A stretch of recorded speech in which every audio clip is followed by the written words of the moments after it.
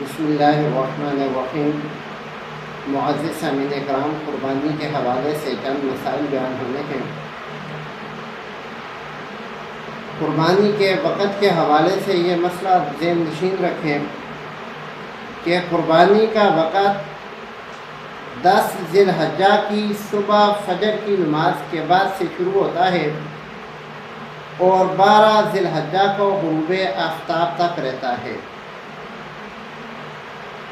10 ذی الحجہ کو جب قربانی کا وقت شروع ہوتا ہے تو اس میں جہاں جہاں پر عید کی نماز ادا کی جاتی ہے ان مقامات پر عید کی نماز ادا کرنے سے پہلے قربانی کرنا درست نہیں ہے، بلکہ عید کی نماز پڑھنے کے بعد قربانی کی جائے گی۔ اور اگر کوئی ایسا گاؤں، قصبہ، دیہات یا کوئی ایسی جگہ ہے جہاں پر عید کی نماز ادا نہیں کی جاتی تو وہ لوگ صبح فجر کی نماز ادا کرنے کے بعد اپنی قربانی کر سکتے ہیں۔ دوسرا یہ مسئلہ ذہن نشین رکھیں کہ اگر کوئی آدمی شہر میں ہے اور شہر میں عید کی نماز ادا کی جاتی ہے اور اس نے اپنی قربانی کسی گاؤں میں کرنی ہے جہاں پر عید کی نماز ادا نہیں کی جاتی، اگر شہر میں ابھی تک عید کی نماز ادا نہ بھی کی گئی ہو تو اس آدمی کی طرف سے گاؤں میں قربانی فجر کی نماز کے فوراً بعد کی جا سکتی ہے۔ تیسرا مسئلہ یہ ذہن میں رکھیں کہ جو آدمی قربانی کر رہا ہے اس کے رہنے کی جگہ یا رہنے کا ملک اور جس جگہ وہ قربانی کر رہا ہے یا کروا رہا ہے وہ ملک اور وہ جگہ، دونوں جگہ عید کا ہونا ضروری ہے۔ مثال کے طور پر ہم پاکستان اور سعودی عرب میں ایک دن کا عموماً فرق رہتا ہے کہ اگر سعودی عرب میں 10 ذی الحجہ ہو تو یہاں پاکستان میں 9 ذی الحجہ ہوتی ہے۔ اب اگر کوئی سعودی عرب میں سے پاکستان کا کوئی آدمی اپنی فیملی کو کہتا ہے کہ آپ 9 ذی الحجہ کو ہی قربانی کر دو چونکہ میں سعودیہ میں ہوں اور وہاں پر آج 10 ذی الحجہ ہے، تو ایسے قربانی جائز نہیں ہوگی۔ ایسے ہی اگر 13 ذی الحجہ کو سعودی عرب میں رہنے والا آدمی پاکستان فون کر کے کہتا ہے کہ میری جگہ قربانی کر دو کیونکہ پاکستان میں تو آج 12 ذی الحجہ ہے اور 12 ذی الحجہ کو قربانی کی جا سکتی ہے، تو اس آدمی کی بھی قربانی نہیں ہوگی کیونکہ وہ خود جس جگہ پر موجود ہے، جس مقام پر موجود ہے، اس مقام پر 13 ذی الحجہ ہے۔ تو یہ مطلب ہے کہ انسان جہاں پہ رہ رہا ہے وہ جگہ اور جہاں پر قربانی کر رہا ہے یا کروا رہا ہے وہ جگہ، دونوں جگہ پر عید کا ہونا ضروری ہے۔ اگلا مسئلہ یہ ہے کہ قربانی کے لیے افضل جانور کون سا ہے؟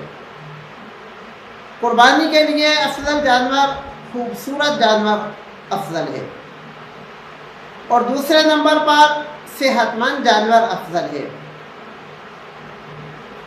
تیسری چیز عام طور پر خصی ہونا جانور کے اندر عیب شمار کیا جاتا ہے، لیکن قربانی کے لیے خصی ہونا جانور کے اندر عیب نہیں ہوگا بلکہ یہ اس کی ایک اچھی خوبی اور صفت شمار کی جائے گی۔ کس کس جانور کی قربانی کی جا سکتی ہے؟ اونٹ کی قربانی کی جا سکتی ہے، گائے کی قربانی کی جا سکتی ہے، بکری بکرے کی قربانی کی جا سکتی ہے، بھیڑ، دمبا، مینڈا، ان کی قربانی کی جا سکتی ہے۔ یہ 4 جن سے ہیں جن کی قربانی کی جا سکتی ہے۔ بھینس یا بھینسے کی قربانی کی جا سکتی ہے یا نہیں، اس میں فقہائے احناف کے نزدیک بلا کراہت بھینس اور بھینسے کی قربانی جائز ہے، اس میں کسی قسم کی کوئی کراہت نہیں ہے۔ لیکن اہل حدیث حضرات کے نزدیک یہ مناسب نہیں ہے۔ اس اختلاف کی اصل وجہ یہ ہے کہ فقہائے احناف اور فقہ حنفی کے اندر بھینس یا بھینسا جو ہے یہ گائے ہی کی ایک قسم شمار کیا جاتا ہے، اور اہل حدیث حضرات جو ہیں وہ کہتے ہیں کہ نہیں، بھینس علیحدہ چیز ہے اور گائے علیحدہ چیز ہے۔ دلائل کی دنیا میں دونوں حضرات کے پاس اپنے اپنے دلائل ہیں، اپنے اپنے موقف پر۔ بہرحال احناف کے نزدیک بلا کراہت بھینس اور بھینسے کی قربانی جائز ہے۔ اب بڑے جانور جو ہیں، اونٹ یا گائے یا بھینس، بیل، بھینسا، ان کے اندر 1 سے لے کر 7 حصے کیے جا سکتے ہیں۔ 1 بھی ہو سکتا ہے، 2 بھی، 3 بھی، 4 بھی، 5 بھی، 6 بھی، 7 بھی۔ اور بکری، بکرا، دمبا، مینڈا، بھیڑ، ان کے اندر 7 حصے نہیں ہوں گے، یہ 1 ہی حصہ ہوگا۔ اب جب حصوں کی بات آ گئی تو جب آدمی اپنے ساتھ کسی دوسرے بندے کو ملاتا ہے تو جس بندے کو اپنے ساتھ ملائے گا اس کے اندر ایک صفت تو یہ ہو کہ وہ پکا مسلمان ہو، دوسری صفت یہ ہو کہ اس کی آمدن حلال کی ہو، حرام کی نہ ہو۔ ہمارے ہاں صرف حرام سمجھا جاتا ہے کہ جو جان داڑھی کاٹتا ہے اس کی کمائی حرام کی ہے، جو سود کھاتا ہے اس کی کمائی حرام کی ہے۔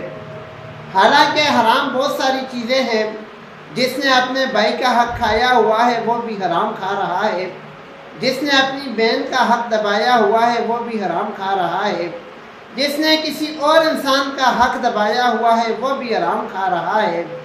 صرف سود یا حجام کی آمدنی ہی حرام نہیں ہے، کسی بھی غیر کی کوئی بھی چیز قبضہ کر لینا اور اس کو استعمال کرنا وہ حرام ہے، حرام ہی کے زمرے میں آتا ہے۔ تو کوشش کریں کہ ایسے آدمی کو بھی اپنے ساتھ نہ ملائیں کہ جس کا کردار یا جس کی آمدنی اس طرح کے شکوک و شبہات والی ہو۔ جانوروں کی عمر کتنی ہو؟ تو اونٹ کی عمر کم از کم 5 سال ہونا ضروری ہے، گائے کی، بیل کی، بھینس کی، بھینسے کی 2 سال ہونا ضروری ہے، بکری اور بکرے کی عمر 1 سال ہونا ضروری ہے، اور مینڈا، دمبا، بھیڑ، ان تینوں کی عمر بھی 1 سال ہونا ضروری ہے۔ لیکن اگر ان کی عمر 6 ماہ ہو گئی ہے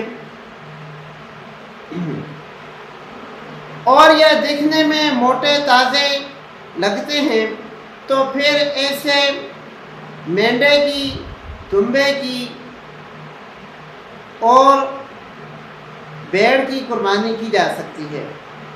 بکری یا بکرا بے شک 6 مہینے کے ہوں اور سال کے لگ رہے ہوں تو ان کی قربانی نہیں ہوگی، ان کے لیے 1 سال کا ہونا ضروری ہے۔ اب عمر کی بات آئی ہے تو عمر کا تعین جو ہے وہ اسلامی کیلنڈر کے مطابق ہوگا۔ اس کی ایک مثال سمجھ لیں کہ اگر کسی بکری نے بچہ دیا 8 ذی الحجہ کو تو اگلے سال جو ہے 10 ذی الحجہ کو اس کی قربانی کرنا جائز ہے، کیونکہ وہ بچہ 1 سال اور 2 دن کا ہو گیا۔ لیکن اگر ہم انگریزی سال کے حساب سے حساب لگائیں تو اگر 8 ذی الحجہ کو کسی بکری نے بچہ دیا تو اگلے سال 10 ذی الحجہ کو اس کی عمر سال سے 6-7 دن کم ہوگی۔ تو ہم عمر کا اعتبار جو ہے وہ اسلامی سال کے اعتبار سے کریں گے، اسلامی کیلنڈر کے اعتبار سے کریں گے۔ اس کے لیے یہ عیسوی کیلنڈر استعمال نہیں ہوگا۔ اللہ رب العالمین ہم سب کو دین کی سمجھ عطا فرمائے، آمین۔